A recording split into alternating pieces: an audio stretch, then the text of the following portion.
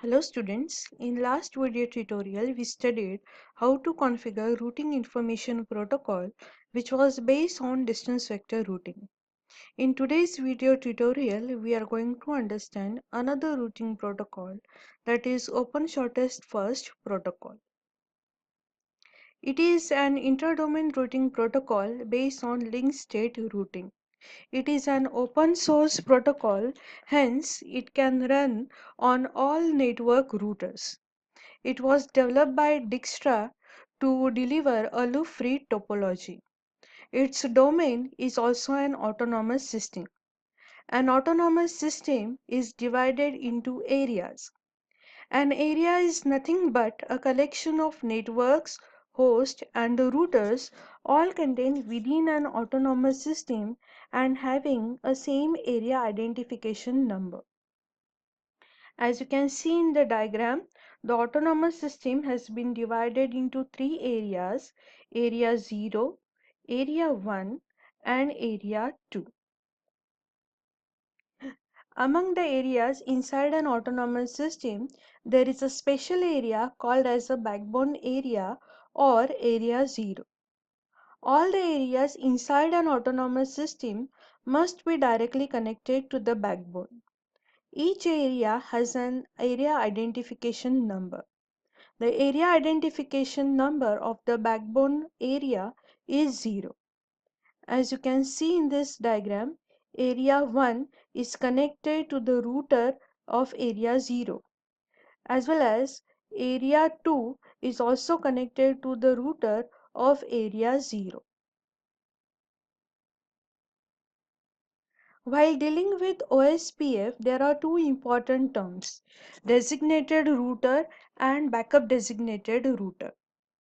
In OSPF, instead of broadcasting the routing information to all the routers, the network selects a router as a designated router, just like a master router. All other routers exchange routing information to the elected router, that is, with the designated router only. The designated router then broadcasts the routing information to all other routers inside the same area, thus reducing the traffic. Therefore, you can also say that the designated router serves as central point for exchanging OSPF routing information. Now let us see what is a backup designated router. It works as a standby router for the OSPF. That is, if in any case the designated router fails, the backup designated router comes into action. It takes over the responsibility of spreading the routing information across the OSPF area. Let us see how this designated router and the backup designated router are elected in Open Shortest First protocol. The selection process of the designated router and the backup designated router occurs at the beginning of the OSPF network establishment. Each router in OSPF network is allotted with a number called as a router identifier number, also called as a router ID. OSPF protocol uses this router ID to identify the designated router and the backup designated router. Once the OSPF links are active, the router with the maximum router ID is elected as the designated router, and the router with the second highest router ID is chosen as backup designated router. If the designated router fails or drops connectivity, the backup designated router takes over its responsibility and the new BDR election is carried out in the OSPF domain. The process of electing designated router and the backup designated router is called as DR BDR election in the OSPF network. Let us see what are the commands to configure the OSPF protocol on the router. The first command is router OSPF process number. This command enables the OSPF protocol on the router. The OSPF process number is a number local to the router only.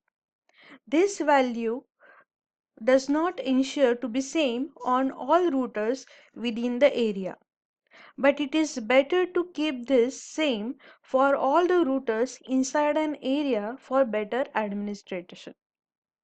The second command is the network command, which is used to advertise the networks to which the router is directly connected. The command is network, network ID, wildcard mask, area number. Whereas network ID is the network address of the network to which the router is directly connected. The wildcard mask is nothing but the inverse of the subnet mask. Area number is the logical group of OSPF network. Let us see how to configure OSPF protocol on this particular topology. As you can see in this diagram, there are four routers: router R1, router R2, router R3 and router R4. Router R1 is directly connected to network 20 and network 10. Router R2 is directly connected to network 30 and network 10. Router R3 is directly connected to network 40 and network 10. And whereas router R4 is directly connected to network 50 and network 10. So you can say that this is the central area or the backbone or the area 0 of the autonomous system.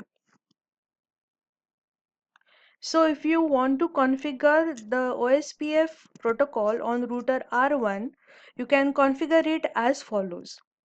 First of all, you will need to go into the configuration mode of the router R1.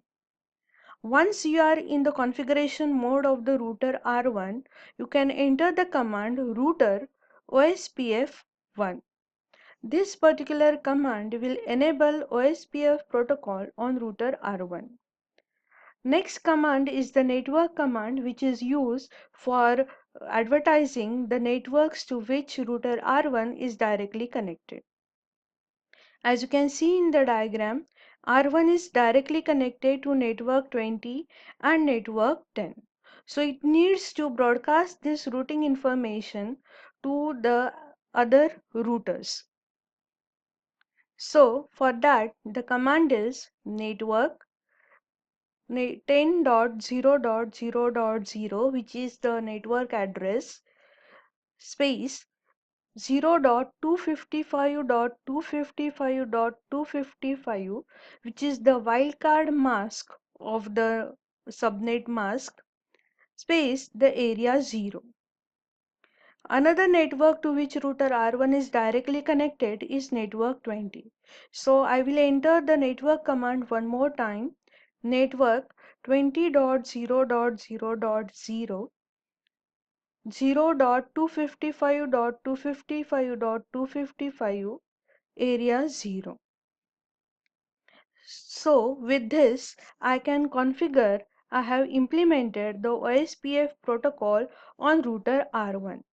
In same way you can configure OSPF protocol on router R2, router R3 and router R4. So that's all for today's video tutorial. Thank you.